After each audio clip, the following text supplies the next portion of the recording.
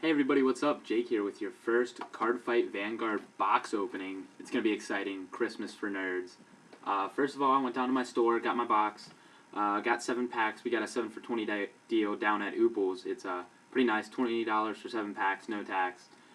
And the first question I had, or want to answer, is how I feel about the foils. Well, I'm really liking it. The double rares are just a mirrored foil, not very easy to see, but it's just nice and shiny. The triple rares are similar, mirrored, but they've got zigzags going. And then the rares are really cool. I'm a big science fan, and I don't know if you can see this too well, but they've got the atom going on. So I really like the foiling for this set. So out of those 7 packs, I got me a thermometer giraffe, evil eye basilisk, free traveler, his twin sister, Dancing Princess of the Night Sky, a Lop-Ear Shooter, pretty excited to pull one of those, Spring Breeze Messenger, a nice little bunny right here, and my only double rare out of those 7 is Cable Sheet. Out of the same box, I watched someone pull an SB Leclerc, blah, blah, whatever her name is. It was SB, pretty nice. It's similar to the old SBs, just nice and bumpy on top. And then someone else pulled a Pelennor, and he was pretty excited. Alright, onto the box right here. We're going to have to crack it open. Another question we had, what, if I could card fight Vanguard anyone, who would it be? I'm going to have to go with Robbie Cole or Jonah because I didn't agree with those guys and they were kind of jerks, and I'm actually just kidding right there. If I could honestly fight anyone, I'd want to fight the national champ from Japan because that'd be like a real test of skill. We don't have a national champ from the US yet. And out of the box, Alfred Early. Pretty cool, not phenomenal, but he's going to be fun. I'm probably going to build something around him to just try out. First pack, here we go. Alright, we're skipping commons. They're not that exciting. Battle Sister Glaze. Along with that, I'm really excited for the Soulless OTT. I really feel like Sky Witch Nana is an underrated card. Especially once we get Cross Ride. She's going to be a 13k Vanguard if you missed the Coco. Next pack, Little Witch Lulu. This is what makes Soulless run phenomenal. Draw a card, and if you're playing Coco, it's Counterblast 2, draw 3 cards. Exciting, here we go. Photon Archer Grifflet. He looks really cool, but he's not too phenomenal. He's just the Gold Paladin version of Lion Heat. He definitely belongs at a rare. Awesome art, not so awesome effect. It's a little bit of a letdown. And then Max Wong was asking, is it true if you don't use it, you lose it? I'm not entirely sure on that. We're going to have to figure that out. You might want to ask a doctor or a scientist or Steve Carell. He has to have a 40-year-old version, so I'm not entirely sure. He might know. Next, Purple Trapezist. Really good card. Good for all builds, I think. I think it's great in Beast Tamer, and I think it's great in the swap build for Pale Moon, so she's a good card. Gonna give him a lot of support there. Alright, next up we got Midnight Invader. Not nearly as exciting. I really wish it was the plus 2k when boosted. I'm more of a fan of those than the plus 2k when attacking a Vanguard. But beggars can't be choosers. Alright. As for decks to look out for, I really think Great Nature is going to be a nice one. Can hit big numbers. And we got a Dancing Princess of the Night Sky. Phenomenal in Pale Moon if you're playing Beast Tamer. It's like, oh, I just set up my deck for 1 Counterblast, thanks. But, yeah, I think Great Nature being able to hit 14k, like, consistently, and drawing cards off of it when it gets loop-the-loop, it's really good. People are going to be all over that, and I don't blame them. I think it's going to be the best thing we have that isn't Limit Break for now. Speaking of it, we got a Flask Marmoset. Not bad. It looks like a sloth, so you gotta love it. Efficiency of buying a box or buying singles. Alright, I'm a big fan of supporting my LGS. That's why I buy a box there and not online anywhere, despite maybe being a little bit cheaper. Next, we got a Magician of Quantum Mechanics. He is kind of nuts. He looks really good foil. Like, Almost makes me want to play Pale Moon again, but not quite. I like to support my LGS, so I'll always buy at least 1 or 2 boxes.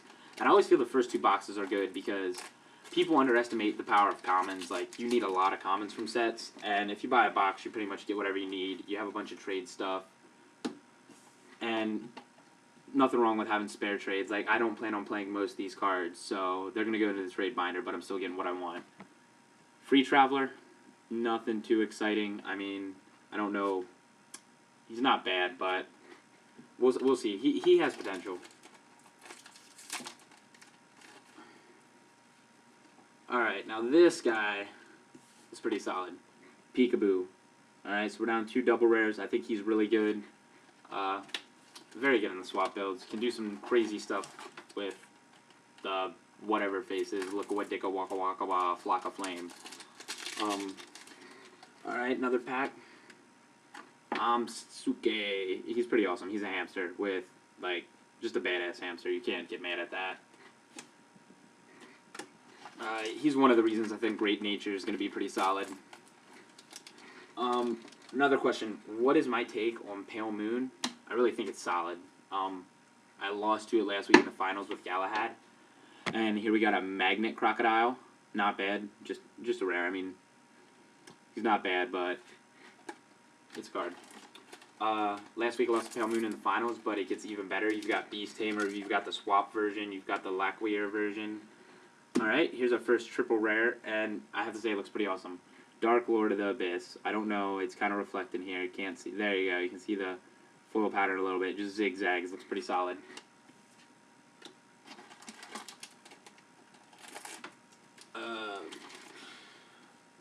Oh, there we go. 2 triple rares in a row. I should probably go buy lottery tickets right now. Guardian of Truth Locks. I feel like the Locks chain's pretty solid. I'm more of a fan of the Tiger. I feel like it's just so much better. You can just sack stuff on 1 rear guard and then keep it going for 1 counterblast. Like, it's such a good consistency thing. Lop-Ear Shooter. I really think the bunnies help out. I don't think they go that well into... Okay, Lop-Ear and Dindrain are easily put in at 2 or 3 in a Garmore build, but I really feel you can run more if you run Spectral Duke and the bunnies. I want to thank someone for putting that on the Facebook group. I wasn't even thinking about that, and then I saw it and was like, yeah, this is the nuts. I'm going to have to test it out.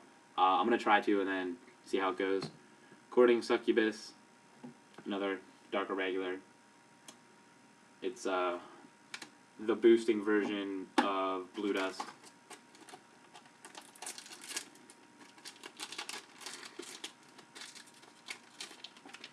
I think I covered most of my questions here. Alright, here we go. Sword Magician Sarah. I mean, again, the double rares look really good foil. She's not bad at all. I'm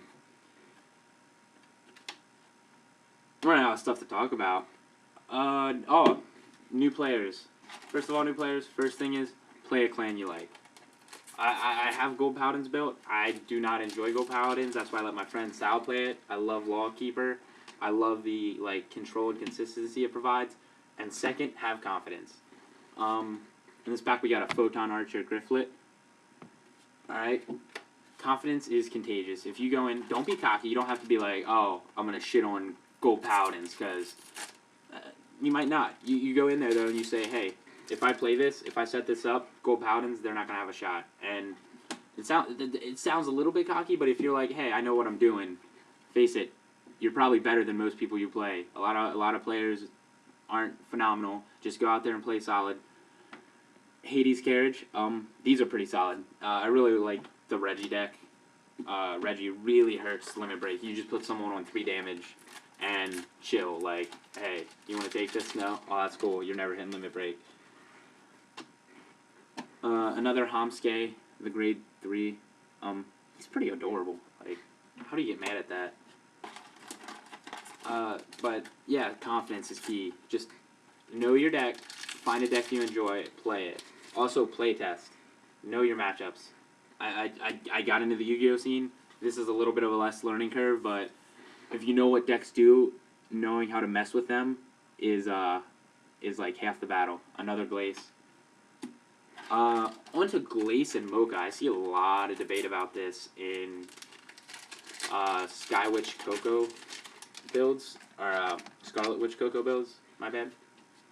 I feel like her and Mocha should both be played. We got a Spring Breeze Messenger. Yay, buddies!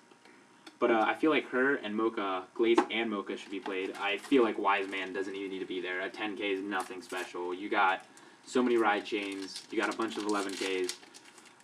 The reason I feel you should run like a 3-3 split of both is Mocha is easier to maintain early game before you hit grade 3. Like if you ride a Glace at grade 2, you might not hit. Like your 0 doesn't go back, so you might not have units to boost with. We have a Skywitch Nana. I feel like she's underrated. I'll get to her because I'm really excited about the Soulless build. But I feel like 3-3, 3-4, 2-3, something along those lines with Mocha and Glace is fine. Like 11Ks are always good. Doesn't matter if they're 8K on defense. In this case, that deck has so much card advantage. If they're taking out an 8K rear guard, it's not anything bad. Another free traveler.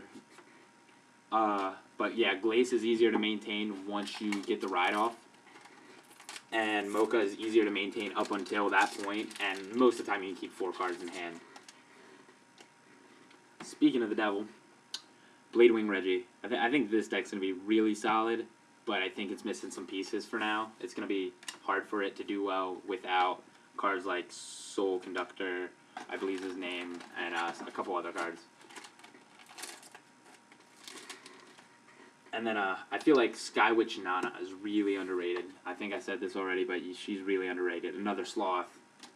I know it's a marmoset, not a sloth. Shut up. Alright, here we go. Lamp Camel. Just the 9k Counterblast 2 if it hits draw a card. Nothing special. That's all the double rares should be out of the box so far. We got a triple left. Let's see what it is. It's an adventure. 3 packs left. You're almost there. Don't have to listen to this soothing voice much longer. Oh, speaking of the devil, here's our triple rare in SP form. And I lied. It's got a little bit of a square pattern going on. It looks pretty solid. It's a Monoculous Tiger. I think this deck is going to be the nuts. Like the Tigers of Great Nature. Just being able to swing and stack and stack and stack and be like, yeah, I'm swinging 40,000 at your Vanguard. And then Counterblast 1 and keep that unit. I can't wait till they get Loop the Loop. Or, there's another guy I'm looking for, but I'm probably not building Great Nature. Originally I wanted to, but I don't think so. Another Giraffe. It's a little disappointing once you get to everything. That last card is always hopeful. Got an SP, can't be sad. That's another thing with the box over singles. You can always pull an SP in plus. Last card, Locks. Again, I think that chain's solid. I think I covered everything. Decks to look out for. We got Great Nature, Soulless. I think those two are going to be big. I think Reggie's going to be surprisingly okay for now, but it's going to get phenomenal once we get set 5. I think it's going to be really solid. Confidence is key. Don't be cocky. Find a clan you like. Card fight anyone in the world. Again, national champ. Just running through these. Support your local LGS. Buy a box. Buy at least 1 box from your LGS if you can afford it. I can understand if you have to buy singles because you don't have the money, but it's fun. Opening a box is so much fun. It's like a mini Christmas for us nerds. I mean, you can't be mad at that. New set. I think it's really good. I like it. I like Great Nature. I like the support it added. I feel like Gold Paladins are going to get a little more ridiculous for now, and I know a lot of people are bitching about them being overpowered. They're overpowered because Limit Break was made to combat cross rides. We have no cross rides. Of course they're going to be overpowered. The other Limit Break decks are strong. We got, I mean, look at Deadly Emperor. He came in and Spike Brothers all of a sudden became a much better deck. We have Lawkeeper. I haven't seen any of it, but I think most people are playing it with Goku, which is just bad. Not bad, it's just not as good as regular Lawkeeper. What else we got? We got Lawkeeper, Narukami. That Vermilion Kaiser is ridiculous. He is the one thing that makes that clan viable with Photon Bomber Wyvern. Like, I feel like every list should just run 4 of him. Originally I was like, nah, I'd put him at 2 if I build a list. No, he should be at 4. He's just backbreaking. This video is getting a little long. It's getting a little late. I know you probably are jealous now that I got all these sweet cards. Go out, buy a box, support your LGS. And this is Jake. Have a nice night.